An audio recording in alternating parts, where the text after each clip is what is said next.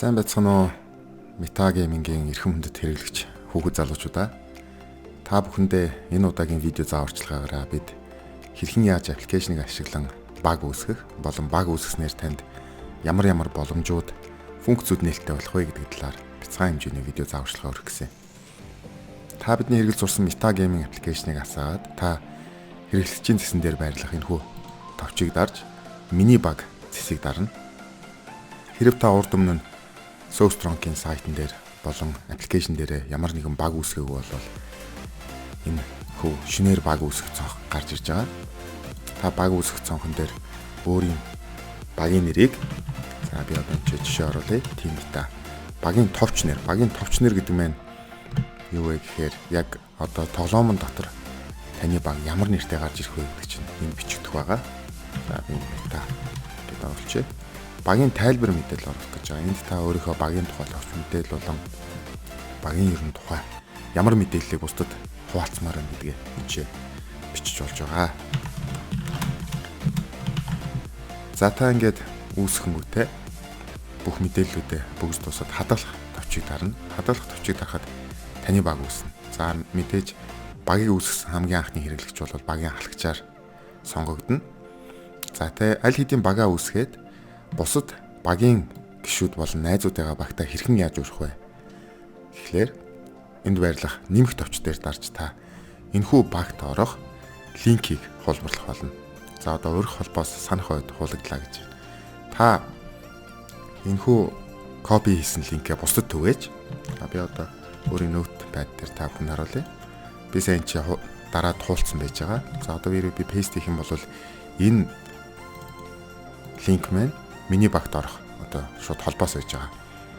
Танай багийн гишүүд болон найзуудтай нь энэ линкийг өөрийн браузер дээрээ тавьснаар мета багт одоо эсвэл таны өөрийн үүсгэсэн багт нэвтрэх боломжтой болж байгаамаа. За нэгд ийшээ дараад орцсон тоглогчид бүгдээрээ таны үүсгэсэн багийн жагсаалтан дээр ороод ирнэ.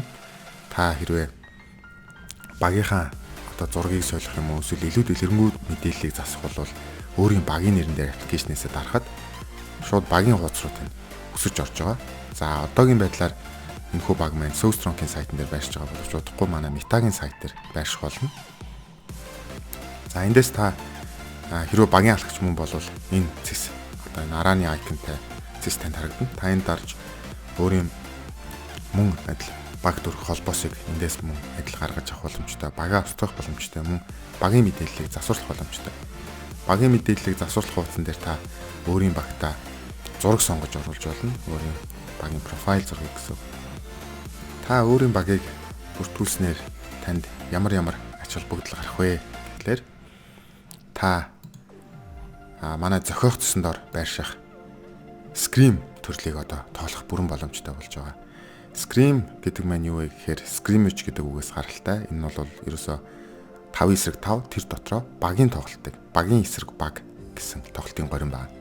За бидний та бүхэнд эхлэн танилцуулсан баг болвол ерөөсөө санамсаргүй байдлаар сонгогдсон 5 тоглогч нэг серверт ороод тоглох боломжтой. Харин Scream болвол та зөвхөн өөрийн бүртгүүлсэн багаараа энэхүү серверт холбогдож өөр багийн эсрэг тоглох боломжтой байна. За одоо миний баг гэдээ орох юм бол би энэ чинь өөрийн багийг аль хэдийн бүртгүүлсэн байж байна. Тийм эвслээ. За би тоглох гэж ороод зохиох Scream гэдэг дээр дарна. За Scream-с би өөрийн мэдээж яг багийн зарчмаар явж байгаа. За би Mirage-ыг сонгоод энэ серверийг үүсгэж. За серверийг үүсгээд гарч ирэх холбоос орох зарчим бол ерөнхийдөө багтайгаа ижилхэн. Гэтэ энэ дээр нэг анхаарах юм юу вэ гэхээр та сервер үүссэний дараа өөрийнхөө үүсгэсэн сервер рүүгээ ороод бусад багийнхаа 4 тоглогчийг мөн адил серверт оруулах хэрэгтэй.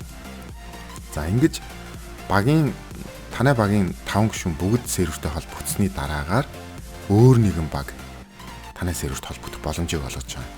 За хэрвээ өөр нэгэн баг танай серверт холбогдохыг хүсэх юм бол багийн ахлагч буюу энэхүү Scream-ийг үүсгэсэн хүний дэлгэцэн дээр толгоомон дотор та энэ багтай өрсөлдөхийг хүсэж байна уу гэсэн тийм зөвшөөрөх мессеж гарч ирнэ. Хэрвээ та тухайн багийг зөвшөөрж байгаа бол дотроо зөвшөөрөх гэдгийг дараад тухайн багийг танай серверт холбогдохыг зөвшөөрнө. Хэрвээ та зөвшөөрөхгүй тохиолдолд тухайн багийн тоглогч болон баг тэр чигээрээ танай серверт холбогдох боломжгүй байгаамаа. За ингээд та бүхэн зөвхөн баг хэлбэрээр 5 эсрэг 5 тоглодог байсан бол одоо та багийн бэлтгэл, багийн эсрэг баг гэсэн функцийг ашиглах боломжтой боллоо.